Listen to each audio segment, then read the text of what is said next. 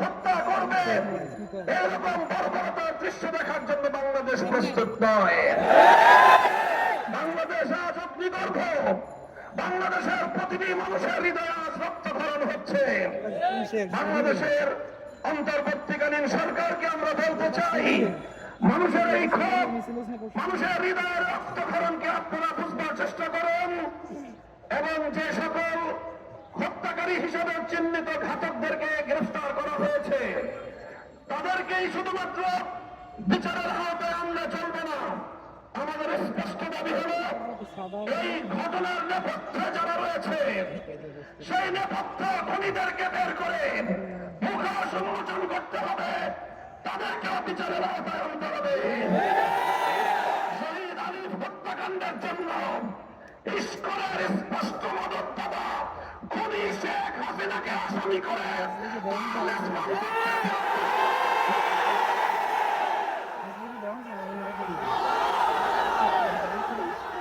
আমরা স্পষ্ট ভাষায় বলতে চাই, বিগত 15 বছর আমরা দেখেছি বাংলাদেশের আভ্যন্তরীণ প্রতিটি বিষয়ে কিভাবে শুধু অসৌজন্যমূলক নয় বরং কূটনৈতিক শিষ্টাচার বর্জিত বাংলাদেশের আভ্যন্তরীণ ইস্যুতে চরম নগ্ন হস্তক্ষেপ করে বাংলাদেশের জনগণকে আহত ক্ষত বিক্ষত করে তুলেছে ভারত। আমরা ভারত রাষ্ট্রের বাংলাদেশ নীতির তীব্র সমালোচনা করছি।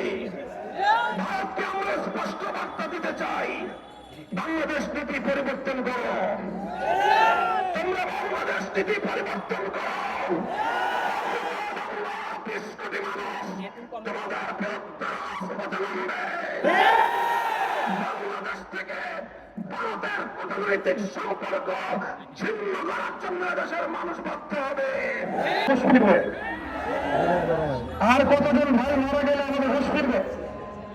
আমরা আমাদের উদ্বোধনী কর্তৃপক্ষকে বিনয়ের সাথে অনুরোধ করব, যারা বিরোধী করে আমাদের মুসলিম ভাইদেরকে এভাবে রাস্তার মধ্যে কুপিয়ে হত্যা করেছে, জবাই করেছে, এরকম নৃশংস শয়তানি এবং সন্ত্রাসী কর্মকাণ্ডের তীব্র নিন্দা এবং প্রতিবাদ জানানোর পাশাপাশি আমরা এর উপযুক্ত বিচার দাবি করি। এখানে অনেক মুরব্বীকেরাম আছেন, আমি ছোট মানুষ, বেশি কথা বলতে যাচ্ছি না। আমরা একটা দাবি উত্থাপন করতে চাই, বাংলার জমিন শান্তির জমিন। এই শান্তির জমিনে যদি কেউ উদ্যোগ প্রদর্শন করতে চায়, আল্লাহর কসম করে বলছে আমরা হাতে হাত বুটিয়ে বসে থাকবো না ইনশাআল্লাহ।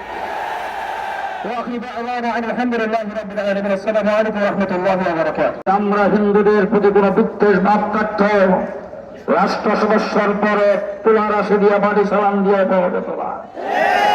2 নম্বর কথা বলতে চাই, আমার বাংলাদেশের প্রেসিডেন্ট সরকার পেছনের দরজা দিয়ে যখন বেগে চলে গেছেন, এই দেশে সর্বপ্রথম টার্গেট ছিল হিন্দুদেরকে দিয়ে সংখ্যালঘুদের উপর নির্যাতন হচ্ছে, সেই দিয়ে শহীদ মিনারের সামনে আপনাদেরকে রাস্তায় নামাইছেন, মুক্তা হাত উঠায় সাম্প্রদায়িক সম্প্রীতি বিনষ্ট করার চেষ্টা করেছেন। তখন আজকে মনে থাকার কথা, হিন্দু ভাইদেরকে মনে করে দিতে চাই, আপনাদের উপরে আওয়ামী লীগ, ছাত্রলীগ, যুবলীগের দ্বারা আক্রমণ করে সাম্প্রদায়িক সম্প্রীতি নষ্ট করত। আমরা হেফাজতে ইসলাম, মাদ্রাসা, উলামায়ে কেরাম আমরা আপনাদের পাহারাদারি করেছি। গত কয়েকদিন আগে দুর্গা পূজা গেছে আপনাদের, ভারত এত শান্তিতে পূজা পালন করতে পারে নাই, আমরা যেভাবে আপনাদেরকে পালন করতে দিয়েছি। সুতরাং আপনারা আমাদের নাগরিক ভাই, বাংলাদেশে বসবাস করবেন, সুযোগ সুবিধা কম গ্রহণ করেন নাই, আপনারা প্রধান বিচারপতি পর্যন্ত হয়েছেন। আমাদের আপত্তি নাই, মন্ত্রী হন, মিনিস্টার হন, অফিসার হন, কিন্তু বাংলাদেশে ইসলামের মুসলমানদের বিরুদ্ধে ষড়যন্ত্র করবেন, পরিষ্কার বলে দিতে চাই, আমরা পোল্ট্রি মুরগি নয়। আমাদের মাদ্রাসা, স্কুল, কলেজ, ইউনিভার্সিটিতে পোল্ট্রি মুরগি পালি না। শেষ কথা বলতে চাই, কারো কারো এখনো আওয়ামী লীগ খালাতো নয়, আওয়ামী লীগ সরকারের বিরুদ্ধে নির্যাতিত হয়েছেন, নিপীড়িত হয়েছেন, গুম হত্যা হয়েছেন অনেক। তারপরেও এখন আপনাদের কথাবার্তায় বোঝা যাচ্ছে তারা খালাতো ভাই, আপনাদের জন্য মনে একটু দুঃখ।